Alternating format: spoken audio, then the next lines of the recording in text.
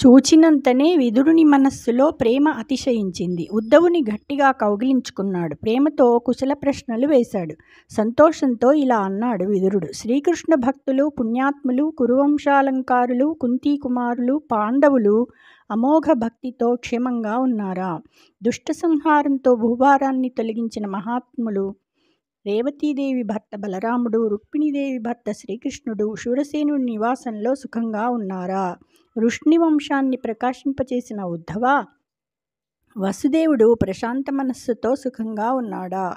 వికాసవంతమైన యాదవసేన సమూహాలు తనను సేవించగా ప్రద్యుమ్నుడు మహోత్సాహంతో విజృంభిస్తున్నాడా?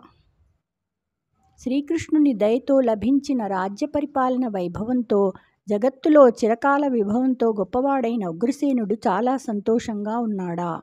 జాంబవతి కన్న కుమారుడు, సుకుమార సుందర శరీరుడు, శత్రునాశన లాలసుడు, గుణసమూహం గల సాంబుడు సుఖంగా ఉన్నాడా? ఉద్ధవా, శ్రీకృష్ణ పాదసేవకుడు, శత్రుభయంకరుడు, అర్జునుని వద్ద శస్త్రాస్త్ర విద్యలు నేర్చిన సాత్యకి సంతోషంగా ఉన్నాడా?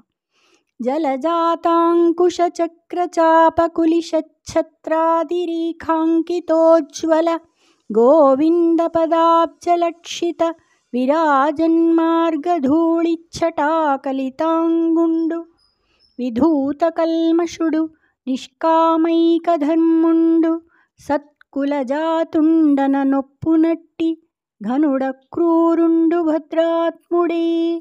పద్మం, అంకుశం, చక్రం, ధనుస్సు, వజ్రాయుధం, ఛత్రం మొదలైన రేఖలతో ప్రకాశవంతమైన శ్రీకృష్ణుని పాదపద్మాల చిహ్నాలతో విరాజిల్లే ధూళిని శరీరం అంతా పూసుకున్నవాడు, సర్వ పాపాలు తొలగించుకున్నవాడు, నిష్కామ కర్మయే ప్రధానంగా గలవాడు, ఉత్తమ కులంలో జన్మించిన మహాత్ముడు, అక్రూరుడు, మంగళయుక్తుడై ఉన్నాడా? జై శ్రీకృష్ణ.